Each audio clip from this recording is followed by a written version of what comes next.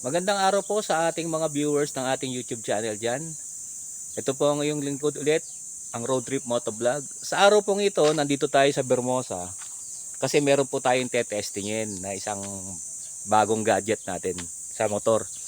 Actually, first time tayong gagamit nito eh. Kaya hindi pa natin alam kung maganda nga ba o hindi. Ito nga pala yung Insta360 X5. Ito yung bagong gadget na sinasabi ko sa inyo ngayon na itetest natin dito sa Vermosa. Kasi sanay kasi akong gumagamit ng mga conventional na action cam. Tulad ng Supremo Air 5K ko. Yun yung madalas kong ginagamit pag mo-motovlog. Actually dalawa yun eh. Isang naka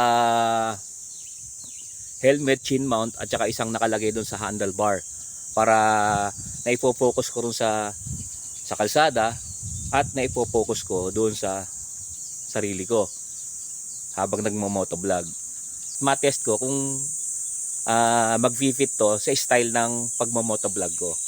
So sana po samahan nyo ako sa kabuuan ng aking video at maraming salamat po sa mga subscribers na sumusuporta sa akin dyan at sa mga bagong viewers ko dyan. Sana magustuhan po ninyo ang pagre-review ko nitong Insta360 X5 at magustuhan po sana ninyo. Maraming salamat po sa inyo muli. Kung kalimutan mag-subscribe at mag-share at mag-comment po na sa ating video.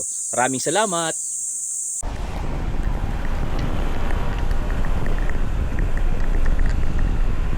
Testingin natin ngayong araw na to kung maganda nga yung Insta360 X5. First time akong gagamit na ganitong klase ng camera.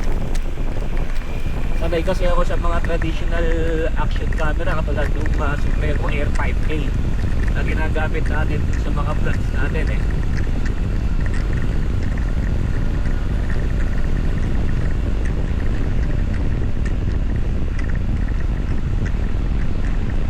Isa pa sa dapat kong pag-aralan dito yung paano mag-edit gamit yung kanyang app. Kasi itong camera na to, lalo na Insta360, hindi to tulad ng so mga traditional action cam na pwede mo na kaagad i-edit directly gamit yung mga editing software tulad ng CapCut. Ito may sarili kasi app, lalo na pagka yung 360 video yung gagamitin mo. So may mga bago mo may upload to sa YouTube o sa TikTok, kailangan mo munang i-edit to sa kanyang Insta360 app.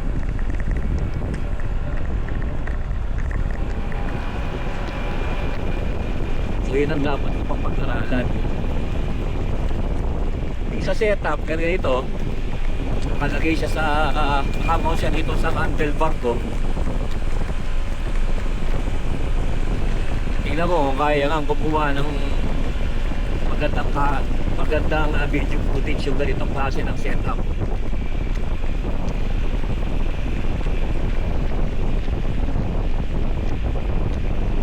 Right now, yung natin, yung settings ngayon ito nasa 4K resolution at 30 frames per second. Hindi ko pa na siya min-maximize kasi yung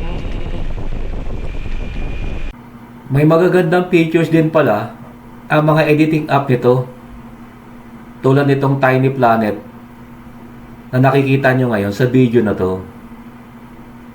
Yung 8K resolution niya. So tinetesting ko pala kung maganda ang gamitin itong klase ng camera.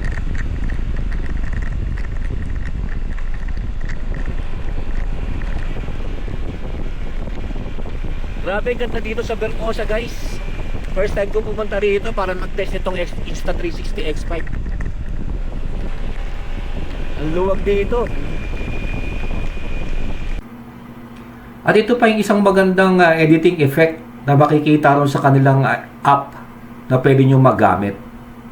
Parang fish eye. Tama naman yung mga kalsada dito.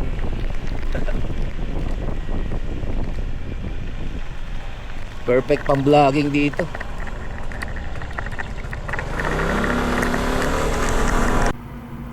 Isa sa magandang features ng camera na to ay para kang may kasamang cameraman na kumukuha ng video mo.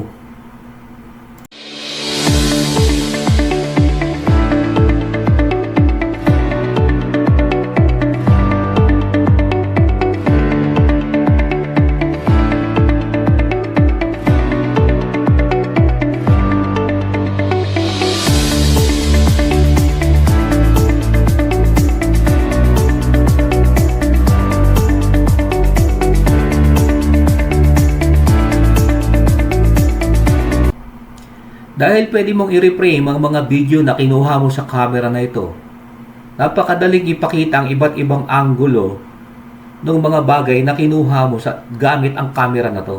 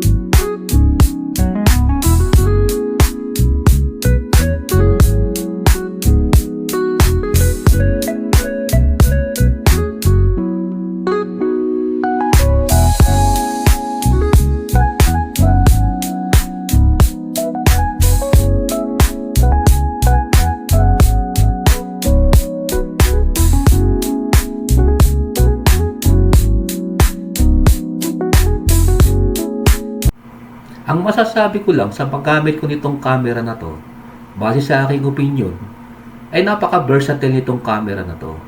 At po pwede nga siyang gamitin para sa all-purpose na pagkuha ninyo ng mga video nyo, especially sa pag-motovlog.